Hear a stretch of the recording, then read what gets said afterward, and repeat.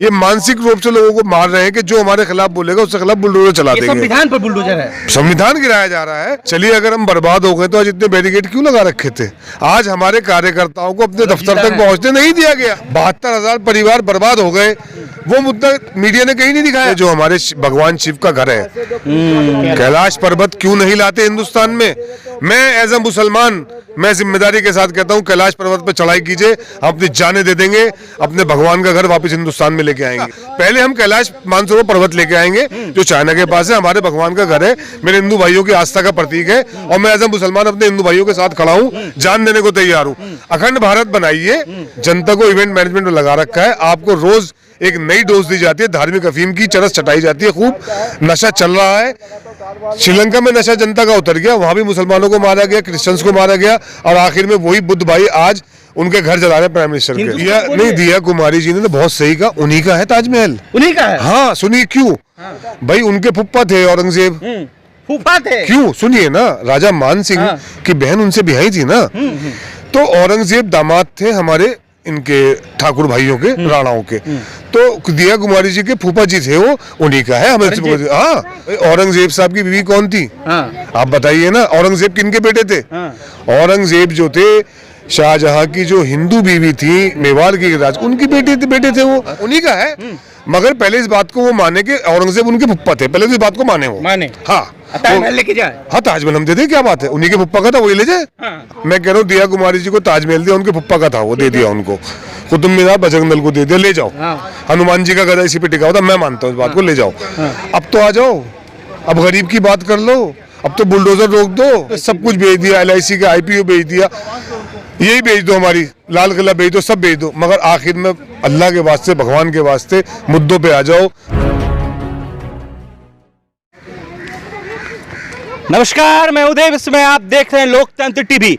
जिस तरीके से इंक्रोचमेंट के नाम पर नरेंद्र मोदी की सरकार, MCD की सरकार गरीबों पर, मुसलमानों पर, दलितों पर, शोषितों पर, वंचितों पर लगातार बुलडोजर की नीति से उनके घर को तहस नहस किया जा रहा है, उसी तरह ठीक उसके विपरीत कांग्रेस पार्टी वर्कर्स जो है सड़कों पर उतरकर भारतीय जनता पार्टी के मुख्यालय के घेराव के लिए निकली है, लेकिन चारों तरफ से बैरिकेड्स लगा दी गई, इनको रोका गया है, इनके विचारधाराओं पर हमला है, ऐसा ये कह रहे हैं।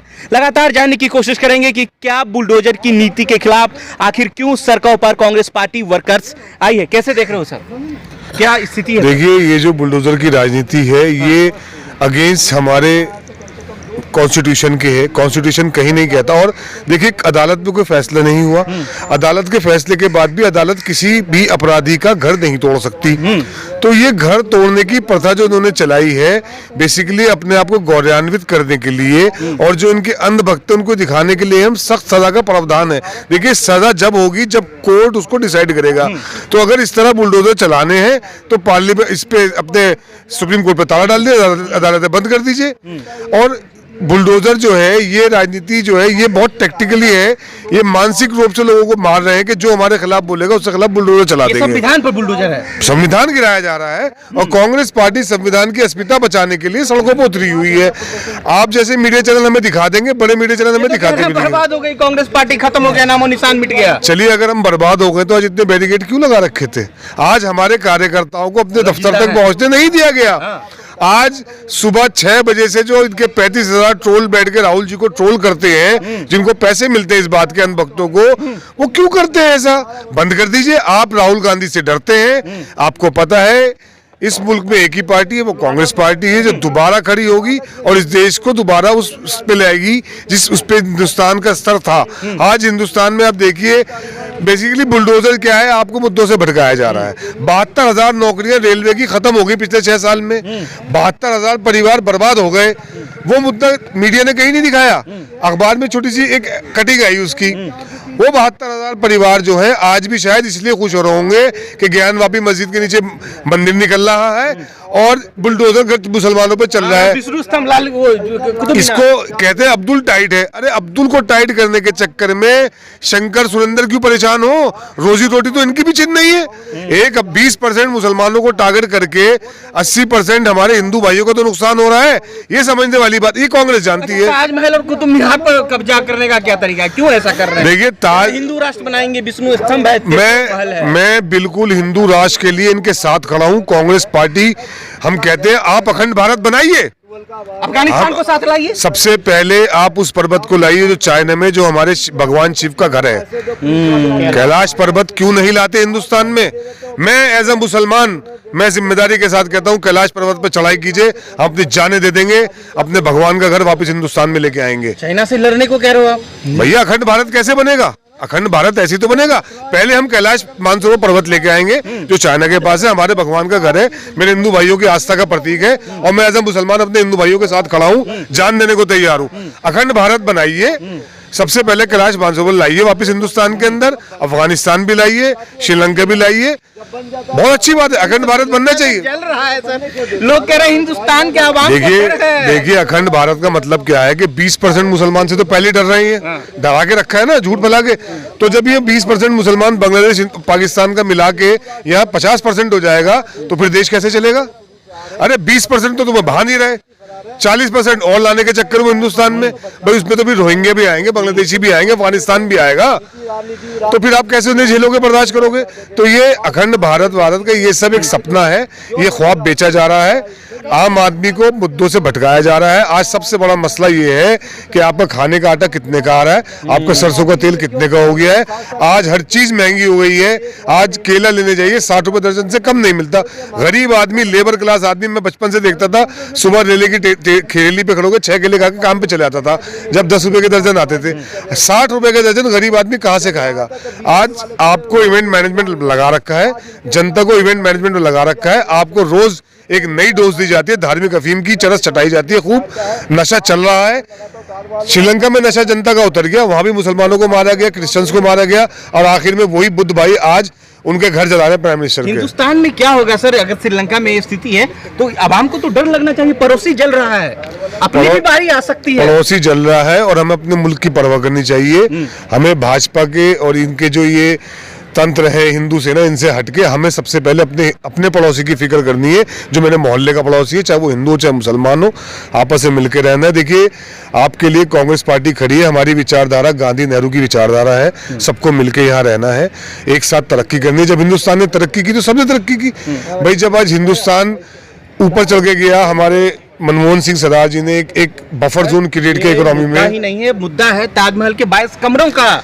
देखिए ताजमहल के वो कह दिया ना सांसद दिया कुमारी ने, वो हमारा है। दिया कुमारी जी ने तो बहुत सही कहा, उन्हीं का है ताजमहल, उन्हीं का है। हाँ सुनिए क्यों, भाई उनके फुप्पा थे औरंगजेब, फूफा थे क्यों, सुनिए ना, राजा मान सिंह की बहन उनसे बिहाई थी ना। देखिए आप दो चीजों को मिला रहे हैं। मार्शल रेस जो होती है उसके यहाँ धर्म नहीं होता, there is no kingship in kingship. जो मार्शल रेस बादशाह या जमींदार होते, नवाब होते, इनके कोई रिश्तेदारी नहीं होती। तो औरंगजेब दामाद थे हमारे इनके ठाकुर भाइयों के, राणाओं के, तो दिया कुमारी जी के फूफा जी थे, वो उन्हीं का है। हमें हाँ भाई फूफा दे दिया कुमारी के। भाई औरंगजेब साहब की बीवी कौन थी? आप बताइए ना, औरंगजेब किनके बेटे थे? औरंगजेब जो थे शाहजहां की जो हिंदू बीवी थी मेवाड़ की राज, उनकी बेटे थे वो। अच्छा। तो अब आप इसमें बुरा ना माने, देखिए हाँ मैं बिल्कुल साफ कह रहा हूँ, हाँ उन्हीं का है, मगर पहले इस बात को वो माने कि औरंगजेब उनके फुप्पा थे, पहले तो इस बात को माने वो हाँ ताजमहल लेके जाए। हाँ ताजमहल हम दे दे, क्या बात है, उन्हीं के फुप्पा का था वही ले जाए। हमें क्या प्रॉब्लम है उसके अंदर? भाई हमारे जो ठाकुर परिवार थे, यहाँ के जो राजा थे, जो लड़ाई लड़ते थे, मार्शल रेस थे, मैं आपसे फिर कह रहा हूँ मार्शल रेस से मजहब बहुत छोटी चीज होता है, उन्हें देश चलाना होता है, उन्हें देश की जनता को साथ लेके चलना होता है। वहाँ हिंदू मुसलमान कुछ नहीं होता, वो आपस में शादियां भी करते हैं, घर ही बसाते हैं और एक दूसरे को मिलजुल के चलते हैं। जैसे आज शहनवाज हुसैन जी नकवी साहब है, नकवी साहब शादी एग्जाम्पल है, भाई देश चला रहे हैं, देश चला रहे शाहनवाज हुसैन साहब। उनकी सबकी हिंदू भी है, और नकवी मुझे साहब, हाँ। इसमें हमें कोई ऐतराज भी नहीं होना चाहिए, क्योंकि वो धार्मिक लोग नहीं है। धार्मिक लोग अगर हिंदू लड़की से मुसलमान धार्मिक कोई शादी करता है वो गलत करता है, क्योंकि उसकी आस्था का विषय है। मगर जब हम मार्शल रेस की बात करते हैं, कारोबारी बात करते हैं हम लोग जो, तो हमारे ये चीजें कॉन्सेप्ट है ही नहीं। भाई हमें बिजनेस बढ़ाना तो हो सकता है हम किसी हमारा बेटा हमारा भतीजा किसी हिंदू बिजनेस में बड़ी मीनार का क्या है सर सीन, वहाँ भी हनुमान चालीसा पढ़ रहे हैं लोग। हाँ, कुतुब मीनार भी फौरन पहली फुर्सत में हनुमान चालीसा पढ़े, कुतुब मीनार को भी ले लेंगे अपने पास।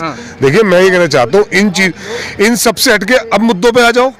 मैं कह रहा हूँ दिया कुमारी जी को ताजमहल दिया, उनके पप्पा का था वो दे दिया उनको। कुतुब मीनार बजरंग दल को दे दिया, ले जाओ। हनुमान जी का गदा इसी पे टिका होता, मैं मानता हूँ इस बात को, ले जाओ। अब तो आ जाओ, अब गरीब की बात कर लो, अब तो बुलडोजर रोक दो, कहीं तो आओ यार। हमें क्या मतलब मुगलों के ताजमहल से, कुर्बानी अभी भी है और क्या हम देंगे। संस्कृति सभ्यता ले जाओ भाई, ले सब ले जाओ, मुद्दे पे आओ। रुपया कितना गिर गया 2013 के अंदर, क्या कहते थे प्रधानमंत्री मोदी जी, गिरता है। प्रतिष्ठा गिरती है, हिंदुस्तान की अस्मिता गिरती है। आज हिंदुस्तान की अस्मिता 77 सीढ़ियां नीचे गिर चुकी है। 77 रुपए का $1 है। तो मोदी जी रुपया क्यों गिर रहा है? आप सब ले लो भैया। रेलवे आपने बेच दिया, कॉनकोड आपने बेच दिया, आपने सब कुछ बेच दिया, LIC का IPO बेच दिया, यही बेच दो, हमारी लाल किला बेच दो, सब बेच दो। मगर आखिर में अल्लाह के वास्ते, भगवान के वास्ते मुद्दों पे आ जाओ। गरीब को रोटी मत छीनो, गरीब को मुद्दा रोटी है दे कि मुसलमान टाइट हो। अब्दुल टाइट है। अरे देखिए ऐसा, अब्दुल का तो कुछ होने वाला नहीं है। अब्दुल तो पंचर 20 साल पहले भी लगा रहा था, आज भी लगा रहा है। अडवाणी जी की गाड़ी में, किसी जनसंघ वाले की गाड़ी में पंचर होगा तो वो शायद GIP मॉल नहीं जाएगा, अब्दुल के यहाँ पंचर लगवाएगा। तो अब्दुल का रोजगार तो कहीं नहीं जा रहा, वो सड़क पे पंचर लगा रहा है, धर्म पूछे को पंचर लगवाता नहीं है, तो पंचर लगाता रहेगा। मगर अब्दुल के चक्कर में रामकिशन क्यों परेशान हो रहा है? अब्दुल के चक्कर में तो परेशान वो चौबे जी के टूटा, पान की दुकान टूटी जहांगीरपुरी में, अब्दुल के चक्कर में टूटी। चले, बहुत बहुत शुक्रिया। जिस तरीके से कांग्रेस पार्टी वर्कर्स ने अपनी विचारों की लड़ाई लड़ते हुए दिल्ली पुलिस के बैरिकेड्स का सामना किया, भारतीय जनता पार्टी के मुख्यालय पर लगातार घेराव करने के लिए जा रहे थे, चारों तरफ से दिल्ली पुलिस का बैरिकेड्स जो है लगा हुआ है। अब लगातार अभी लड़ाई जारी है कि किसी तरह जो गरीबों पर, मजलूमों पर बुलडोजर चलाई जा रही है, ये बिल्कुल संविधान के दायरे से